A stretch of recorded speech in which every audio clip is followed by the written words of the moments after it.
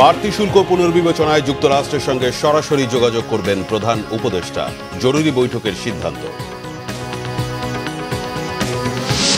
ডিসেম্বরের মধ্যে নির্বাচনের জোর দাবি বিএনপির, প্রধান উপদেষ্টাকে দ্রুত রোডম্যাপ ঘোষণার আহ্বান।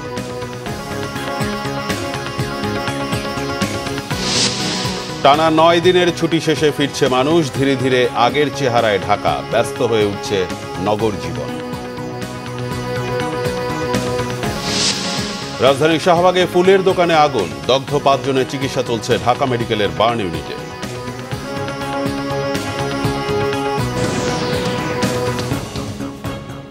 দেখছিলেন ক্রাউন সিমেন্ট সংবাদ শিরোনাম, এবার বিস্তারিত।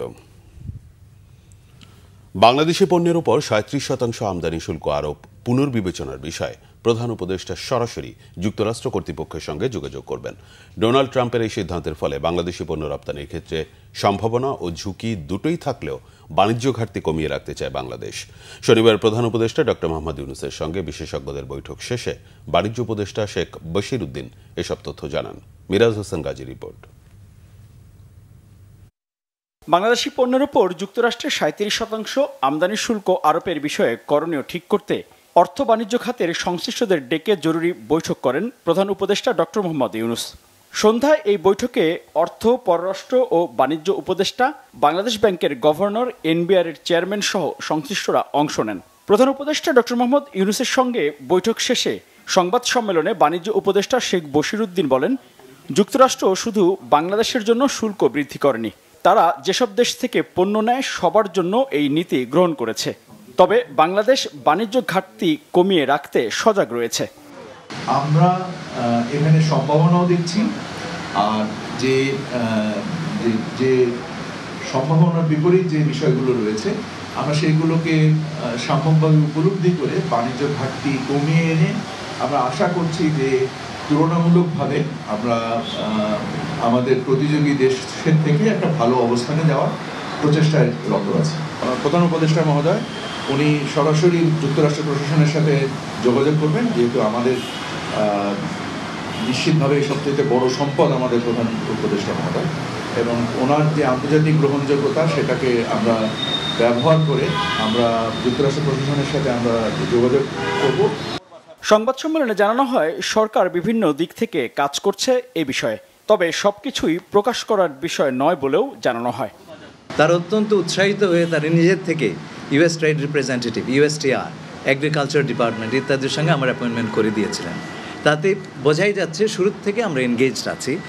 এর জন্য আমি শুরুতে বলেছি আমাদের এখানে ভয় পাওয়ার কিছু নয়, আতঙ্কিত হওয়ার কিছু নয়। We are in very good hands. আমরা এই মুহূর্তেও তাদের সঙ্গে নিবিড় আলোচনাতে আছি। আগামী ১-২ দিন আমাদের এই আলোচনা চলবে এবং আমরা আমাদের তরফ থেকে আমাদের যেই রিয়াকশন সেটা যুক্তরাষ্ট্র কর্তৃপক্ষের সঙ্গে নিবিড় আলোচনার মাধ্যমে তাদেরকে পাঠাবো। তারা খুব ভালো করে জানেন। ব্রিফিংয়ে আরও বলা হয়, বাণিজ্য ঘাটতি কমিয়ে রাখতে বাংলাদেশে যুক্তরাষ্ট্রের দূতাবাসের সঙ্গেও নিয়মিত যোগাযোগ রক্ষা করছে অন্তর্বর্তীকালীন সরকার। আমরা একটা ইতিবাচক। মিরাজ হোসেন গাজী, বাংলা ভিশন, ঢাকা। এবার যুক্তরাষ্ট্রের সব পণ্যের উপর অতিরিক্ত ৩৪% শুল্ক আরোপের ঘোষণা দিল চীন। ৩ দিন আগে যুক্তরাষ্ট্রের দেয়া শুল্ক আরোপের পর পাল্টা এই পদক্ষেপ নিল চীনের অর্থ মন্ত্রণালয়। শুক্রবার চীনের অর্থ মন্ত্রণালয় জানায় ১০ এপ্রিল থেকে নতুন শুল্ক কার্যকর করা হবে। এর ফলে যুক্তরাষ্ট্রের সব পণ্যের উপর অতিরিক্ত ৩৪% শুল্ক বসবে। যদিও ৪ এপ্রিল থেকে যুক্তরাষ্ট্রে বেশ কিছু মাঝারি ও ভারী বিরল মূল্যবান ধাতুর রপ্তানির উপর নিয়ন্ত্রণ কার্যকর করেছে চীন। এগুলোর মধ্যে রয়েছে বিভিন্ন বিরল মূল্যবান ধাতু। এছাড়া বিশ্ব বাণিজ্য সংস্থায় এরই মধ্যে যুক্তরাষ্ট্রের বিরুদ্ধে মামলাও করেছে চীন। এর আগে গত বৃহস্পতিবার অনেকগুলো দেশের উপর শুল্ক আরোপের ঘোষণা দেন মার্কিন প্রেসিডেন্ট ডোনাল্ড ট্রাম্প। এতে তিনি চীনের উপর নতুন করে ৩৪% শুল্ক আরোপের ঘোষণা দিলে তা মোট ৫৪% দাঁড়ায়। ডিসেম্বরের মধ্যে নির্বাচন সম্পন্ন করার লক্ষ্যে প্রধান উপদেষ্টাকে দ্রুত রোডম্যাপ ঘোষণার জোরালো দাবি জানিয়েছেন বিএনপির স্থায়ী কমিটির সদস্য সালাউদ্দিন আহমদ। শনিবার রাতে গুলশানে বিএনপির চেয়ারপারসনের কার্যালয়ে হেফাজতে ইসলাম বাংলাদেশের সাথে লিয়াজো কমিটির বৈঠক শেষে এমন মন্তব্য করেন সালাউদ্দিন আহমদ। বলেন, একটি মহল নির্বাচন নিয়ে বিভ্রান্তি ছড়ানোর চেষ্টা করছে, যার ফলশ্রুতিতে নির্বাচন নিয়ে জনমনে ধোঁয়াশা তৈরি হয়েছে। আওয়ামী লীগ নিষিদ্ধের দাবি জানিয়েছে হেফাজতে ইসলাম। তিনি বলেন, বিএনপিও চায় আওয়ামী লীগকে গণহত্যার দায় চায় বিচারের আওতায় আনা হোক। বিচারিক প্রক্রিয়ার মধ্য দিয়ে আওয়ামী লীগের ভাগ্য নির্ধারণ হলে জনগণ তা মেনে নেবে। জুলাই বিপ্লবের গণহত্যা মামলা দ্রুত নিষ্পত্তির জন্য আন্তর্জাতিক অপরাধ ট্রাইব্যুনালের সংখ্যা বাড়ানোর দাবি জানিয়েছেন বিএনপির স্থায়ী কমিটির এই নেতা। বৈঠকে বিএনপি মহাসচিব মির্জা ফখরুল ইসলাম আলমগীর সহ হেফাজতের শীর্ষ নেতারা উপস্থিত ছিলেন।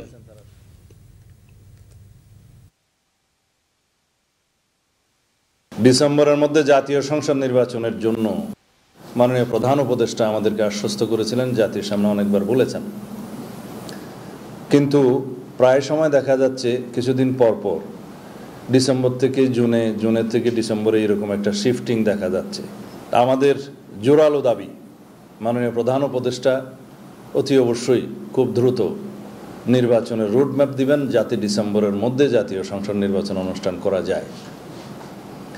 সেই দাবির সাথে ওনারা একমত হয়েছেন এবং সেই জন্য তারা হেফাজত ইসলাম বাংলাদেশ এবং তার অন্তর্ভুক্ত রাজনৈতিক দলসমূহের পক্ষ থেকে তারা যথাযথ কর্মসূচি প্রণয়ন করবেন কিনা ওনারা এটা চিন্তা করে দেখবেন। আন্তর্জাতিক মুদ্রা তহবিল IMF এর চলমান 470 কোটি মার্কিন ডলারের ঋণ চুক্তির চতুর্থ ও পঞ্চম কিস্তি ছাড়ের আগে বাংলাদেশ কতটা শর্ত পূরণ করেছে তা পর্যালোচনার জন্য একটি প্রতিনিধি দল ঢাকা এসেছে শনিবার। সফরের দ্বিতীয় দিন রবিবার সকালে অর্থ উপদেষ্টা ডক্টর সালাউদ্দিন আহমেদের সঙ্গে বৈঠক করবে প্রতিনিধি দলটি।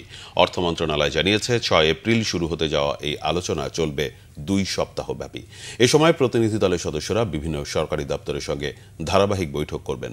এ সফরে IMF এর দলটির সঙ্গে অর্থ বিভাগ, জাতীয় রাজস্ব বোর্ড, বিদ্যুৎ বিভাগ, বিদ্যুৎ উন্নয়ন board, Bangladesh energy regulatory commission, জ্বালানি ও খনিজ সম্পদ বিভাগের বৈঠক হওয়ার কথা রয়েছে। সফরের শেষ দিন 17 এপ্রিল অর্থ উপদেষ্টা সালাউদ্দিন আহমেদের সঙ্গে প্রতিনিধি দলের আরও একটি বৈঠক হবে। এদিকে অর্থনীতিবিদরা বলছেন IMF এর ঋণ ছাড় রিজার্ভ বাড়বে, সেই একই সাথে এটি অন্য দাতা সংস্থাগুলোকে পজিটিভ বার্তা দেবে। IMF এর কাছ থেকে যদি পঞ্চম ষষ্ঠ কিস্তির অর্থটি পাওয়া যায়, সেটা আমাদের রিজার্ভ পরিস্থিতি উন্নতি করতে একটা ইতিবাচক ভূমিকা রাখবে এবং এই টাকাগুলো আমাদের যেহেতু বাজেটারি সাপোর্ট আকারে, তা এই টাকাগুলো আমরা বিভিন্ন ধরনের যে বৈদেশিক লেনদেনের ক্ষেত্রে যে সমস্ত বাকি রয়েছে, ডিউ রয়েছে, সেগুলো পেমেন্টের ক্ষেত্রেও এটা আমাদেরকে সহায়তা করবে। তারা যদি বাংলাদেশের পরিস্থিতিটিকে ইতিবাচকভাবে মূল্যায়ন করে যায়, সেটা কিন্তু আমাদের অন্যান্য যে দাতা সংস্থা রয়েছেন, বিশ্বব্যাংক, ADB বা দ্বিপক্ষীয় যে সমস্ত দাতা সংস্থা রয়েছে, তারাও ভবিষ্যতে ঋণ দেবার ক্ষেত্রে তুলনামূলকভাবে আরও দ্রুত গতিতে বাংলাদেশের পরিস্থিতিটি ইতিবাচকভাবে মূল্যায়ন করবে। স্বরাষ্ট্র উপদেষ্টা মোহাম্মদ জাহাঙ্গীর আলম চৌধুরী বলেছেন, বাংলাদেশের মতো সাম্প্রদায়িক সম্প্রীতি অন্য কোথাও নেই। এখানে সব ধর্মের মানুষ নির্বিঘ্নে তাদের ধর্ম পালন করছে। নারায়ণগঞ্জের লাঙ্গলবন্ধে ব্রহ্মপুত্র নদে মহাষ্টমী স্নান উৎসব পরিদর্শনে গিয়ে তিনি কথা বলেন।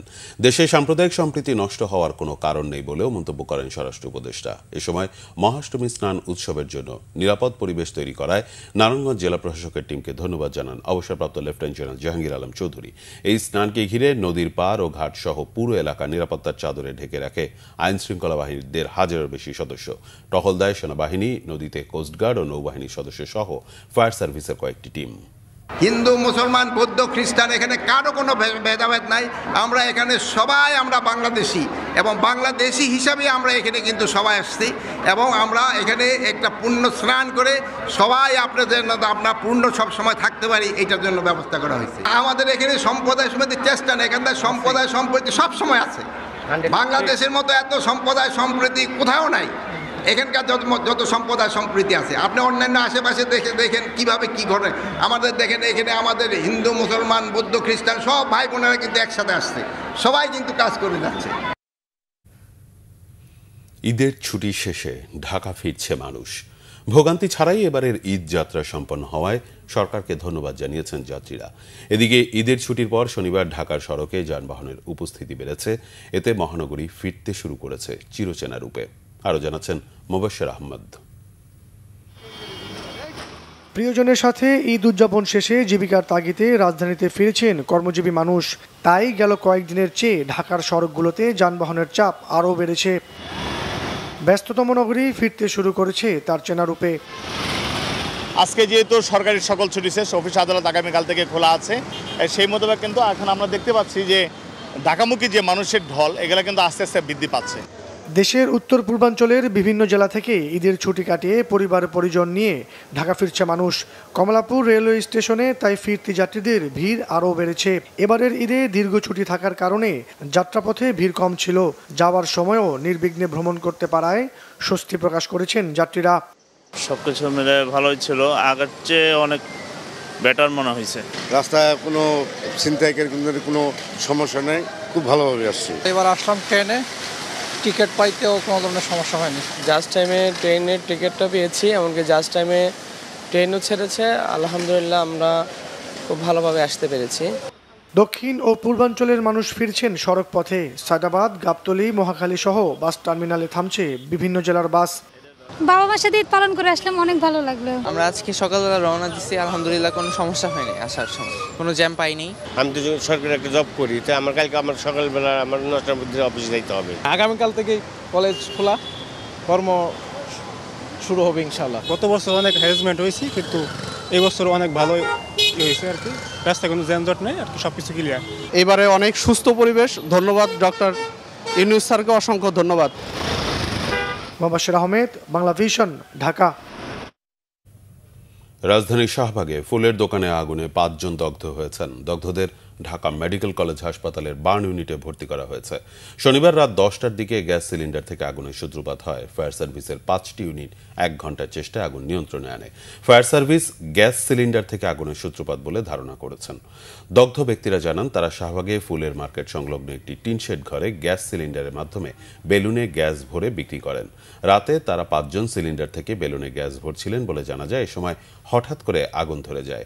এতে তারা দগ্ধ হন। পরে দগ্ধরা নিজেরাই রিকশা যোগে ঢাকা মেডিকেলের বার্ন ইউনিটে চলে যান। পরে রাত 10:55 শাহবাগের ফুলের দোকানের আগুন নিয়ন্ত্রণে আনেন ফায়ার সার্ভিসের কর্মীরা। ফায়ার সার্ভিসের 5টি ইউনিট কাজ করে আগুন নেভায়। ব্যাটারি পুড়িয়ে কেউ সীসা বের করার চেষ্টা করলে পরিবেশ রক্ষার স্বার্থে তাদের বিরুদ্ধে কঠোর পদক্ষেপের হুঁশিয়ারি দিয়েছেন পরিবেশ, বন ও জলবায়ু পরিবর্তন বিষয়ক উপদেষ্টা সৈয়দ রিজওয়ানা হাসান। শনিবার সকালে ঢাকা দক্ষিণ সিটি কর্পোরেশন ও ঢাকা উত্তর সিটি কর্পোরেশনের অধিক বায়ু দূষণ সৃষ্টিকারী স্থানসমূহ পরিদর্শন শেষে মাতোয়াইল স্যানিটারি ল্যান্ডফিলে এ হুঁশিয়ারি দেন তিনি।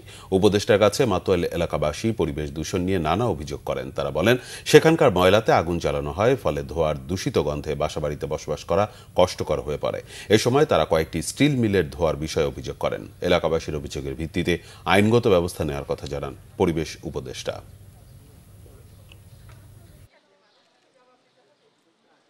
এবার আসলে একটা দুটো চিঠি দিয়ে ক্ষান্ত থাকা হবে না, এবার আসা হবে, মনিটর করা হবে। কিন্তু মনিটর করলেই যে পরিবেশ খুবই সুন্দর হয়ে যাবে সেটা হবে না, কিন্তু এতটা অনিয়ন্ত্রিত আর থাকবে না।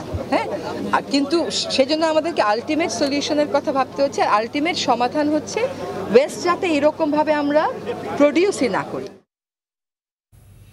শরীয়তপুরের জাজিরায় দুপক্ষের সংঘর্ষে শতাধিক হাত বোমা বিস্ফোরণের ঘটনা ঘটেছে। সকালে উপজেলার বিলাসপুরে এ ঘটনা ঘটে। স্থানীয় পুলিশ সূত্র জানা যায়, বিলাসপুর ইউনিয়নের চেয়ারম্যান কুদ্দুস ব্যাপারী ও স্বেচ্ছাসেবক লীগ নেতা জলিল মাতবারের সমর্থকদের মধ্যে আধিপত্য বিস্তার নিয়ে দীর্ঘদিন ধরে বিরোধ চলছে। এ নিয়ে বেশ কয়েকবার সংঘর্ষের ঘটনা ঘটে। শনিবার সকালে দুর্বাডাঙ্গা এলাকায় তুচ্ছ ঘটনাকে কেন্দ্র করে উভয় পক্ষের সমর্থকদের মধ্যে আবারও সংঘর্ষ বাধে। পরে পুলিশ ঘটনাস্থলে গিয়ে পরিস্থিতি নিয়ন্ত্রণে আনে। রাজশাহীর বাগমারা এক মাছ ব্যবসায়ীকে ছুরিকাঘাতে হত্যার ঘটনায় অভিযুক্ত তরুণকে পিটিয়ে হত্যা করেছে বিক্ষুব্ধ জনতা। পরিস্থিতি নিয়ন্ত্রণ করতে গিয়ে আহত হয়েছেন পুলিশের 5 সদস্য। শুক্রবার সন্ধ্যায় উপজেলার রাজশাহীবাজার এলাকায় ঘটনা ঘটে। ছুরিকাঘাতে নিহত মাছ ব্যবসায়ীর নাম আব্দুর রাজ্জাক। জনতার পিটুনিতে নিহত তরুণ আমিনুল ইসলাম। আমিনুল মাদকাসক্ত বলে দাবি পুলিশের। পুলিশ জানায়, রাজশাহীবাজার এলাকায় চায়ের দোকানে বসে চা পান করছিলেন আব্দুর রাজ্জাক। এ সময় সেখানে গিয়ে মাছ বিক্রির টাকা ছিনিয়ে নিতে তার বুকে ছুরিকাঘাত করেন আমিনুল। এতে ঘটনাস্থলে তিনি মারা যান। পরে স্থানীয়রা তাকে ধরে ফেলেন এবং মারধর করে আটকে রাখেন। বাগমারা পুলিশের একটি দল ঘটনাস্থলে পৌঁছায়। পুলিশের বাধা উপেক্ষা করে বিক্ষুব্ধ জনতা আমিনুলকে পিটিয়ে হত্যা করে। পদ্মা সেতুর মতো নিজস্ব অর্থায়নে তিস্তা মহাপরিকল্পনা বাস্তবায়ন চায় উত্তরের মানুষ। দেশীয় অর্থায়ন নিশ্চিত করতে সরকারিভাবে তিস্তা বন্ড চালুর দাবি এই জনপদের মানুষের। রংপুর থেকে জুয়েল আহমেদের রিপোর্ট। বানের জলে ভেসে যাওয়া, ভিটেমাটি হারিয়ে নিঃস্ব হওয়া, ফসলহানি, শুকনোয় পানির জন্য হাহাকার সহ সব সংগ্রামের সাক্ষী তিস্তাপাড়ে মানুষ। তিস্তার সুষ্ঠু ব্যবস্থাপনা না থাকায় বছরে ক্ষতি হয় 1 লাখ কোটি টাকার সম্পদ। পানি আটকে রেখে হঠাৎ ছেড়ে দেয় এই অঞ্চলে দেখা দেয় ভয়াবহ বন্যা। বাংলাদেশের সঙ্গে ভারতের এই অমানবিক আচরণ চলছে বছরের পর বছর। আমরা ওগুলো রাজনীতির কোনো বুঝি নেই, আমরা রাজনীতি কাক কয় ওগুলো আমরা বুঝি নেই। আমরা শুধু এই চরত আবাদ করি বুঝি, হইলে খাই না হইলে কম খাই। সবাই মিলে যদি একত্রিত হয়ে দলমত নির্বিশেষে সবাই একত্রিত হয়ে যদি দেশের জন্য কাজ করি, আমরা অবশ্যই সুখের মুখ দেখব। তিস্তা খননের প্রকল্পটা হয়, অন্তর্বর্তী সরকার যদি আমাদের দিকে তিস্তার পাড়ের মানুষের দিক তাকায়, তাহলে হয়তো আমরা অনেক সুখে বাঁচতে পারবো বা শান্তিতে বাঁচতে পারবো। তিস্তাকে নিয়ে একটি বহুমুখী প্রকল্প বাস্তবায়নে চলছে নানা আলোচনা। বিশেষজ্ঞরা বলছেন, প্রবাসীদের অংশগ্রহণে কাটবে সংকট, বন্ড চালু করে প্রকল্প বাস্তবায়ন হবে সহজ। প্রবাসী বাংলাদেশিদের আয়ের মাধ্যমে উন্নয়নের অংশীদার হিসেবে বন্ডে বৈদেশিক মুদ্রা সংগ্রহ হবে। দেশের যে জনগণ যারা বাইরে আছে তারা যদি তিস্তা বন্ড নামে যদি সরকার বন্ড চালু করে এবং স্বচ্ছতার সঙ্গে যদি সেই প্রকল্পে বাস্তবায়ন করে, তাহলে আমাদের বিদেশে যে বাংলাদেশিরা আছে তারাও আর্থিক ভূমিকা রাখতে পারবে এবং স্থানীয় যারা ব্যবসায়ী আছে বা যে জনগণ আছে তারাও সেই শেয়ার কিনে এটার অংশীদার হতে পারবে। এর মাধ্যমে আমরা যেটি সুবিধা পাবো যে আমাদের স্থানীয় জনগণের চাকুরি হবে, আমাদের স্থানীয় পরিবেশকে আমরা রক্ষা করতে পারবো, রংপুর শহরকে আমরা এক্সপ্যান্ড করে তিস্তা নদীর পাড়ে নিতে পারবো এবং নতুন নতুন শহরতলি তৈরি করতে পারবো। ঋণে জর্জরিত দেশকে তিস্তা মহাপরিকল্পনা ইস্যুতে নতুন করে বৈদেশিক ঋণের ফাঁদে ফেলতে সম্মত নন উত্তরের মানুষ। জাতীয় বাজেটে তিস্তার জন্য বিশেষ বরাদ্দ, সারচার্জ নির্ধারণ, স্বল্প ও মধ্যমেয়াদী নদী ব্যবস্থাপনার অর্থ তিস্তা তহবিলে প্রদান, তিস্তা অববাহিকার 5 জেলায় আদায়কৃত রাজস্ব তিস্তা মহাপরিকল্পনায় ব্যবহারের দাবি তাদের। দেশীয় অর্থায়নে প্রকল্পটি বাস্তবায়ন হলে পুরো বিশ্বে বাংলাদেশের সক্ষমতা ফুটে উঠবে বলে মনে করে গবেষণা প্রতিষ্ঠান তিস্তা ফোরাম। জুয়েল আহমেদ, বাংলা ভিশন, রংপুর। বিতর্কিত ওয়াকফ বিলের প্রতিবাদে বিক্ষোভে উত্তাল ভারত। বিক্ষোভের তীব্রতা বেশি পশ্চিমবঙ্গ, গুজরাট, অন্ধ্রপ্রদেশ, আহমেদাবাদ ও চেন্নাইতে। বিরোধী রাজনৈতিক দলগুলোর নেতৃত্বে বিক্ষোভে অসংখ্য মানুষ কর্মসূচিতে অংশ নেয়। এই সময় তাদের হাতে দেখা যায় নানা ধরনের প্লাকার্ড। ভারতীয় মুসলিমদের অভিযোগ, সরকার তাদের পূর্বপুরুষদের রেখে যাওয়া মাদ্রাসা, কবরস্থান, মসজিদ, জমি বাজেয়াপ্ত করার চেষ্টা করছে। শুক্রবার জুমার নামাজের পরপরই ভারতীয় মুসলিমরা বিক্ষোভ মিছিল নিয়ে রাস্তায় নামে। গুজরাটের আহমেদাবাদে ওয়াকফা সংশোধনীর বিরোধিতা আন্দোলনকারীদের উপর চড়াও হয় পুলিশ। প্রধান বিরোধী দল কংগ্রেস ও তৃণমূল কংগ্রেস ওয়াকফা বিলের তুমুল বিরোধিতা করেছে। পশ্চিমবঙ্গের মুখ্যমন্ত্রী মমতা বন্দ্যোপাধ্যায় বলেছেন, মুসলিমদের অধিকার ক্ষুণ্ণ হতে দেবেন না তিনি। সংবাদ শেষ করব ক্রাউন সিমেন্ট শিরোনামগুলো আরেকবার জানিয়ে। বাড়তি শুল্ক পুনর্বিবেচনায় যুক্তরাষ্ট্রের সঙ্গে সরাসরি যোগাযোগ করবেন প্রধান উপদেষ্টা, জরুরি বৈঠকে সিদ্ধান্ত। ডিসেম্বরের মধ্যে নির্বাচনের জোর দাবি বিএনপির, প্রধান উপদেষ্টাকে দ্রুত রোডম্যাপ ঘোষণার আহ্বান।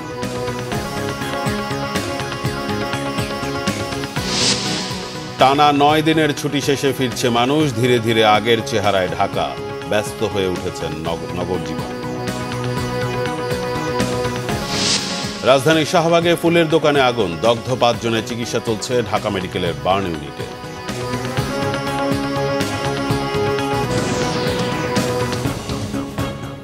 এই ছিল এখনকার মতো। পরের সংবাদ সকাল 10টায়, আগে 9টায় রয়েছে নিউজ আপডেট। এছাড়া বাংলা ভিশন সংবাদ ও সংবাদ সংশ্লিষ্ট অনুষ্ঠান দেখতে ভিজিট করুন www.bvnews24.com ও facebook.com/banglavishnnews এবং সাবস্ক্রাইব করুন youtube.com/banglavishnnews। ধন্যবাদ।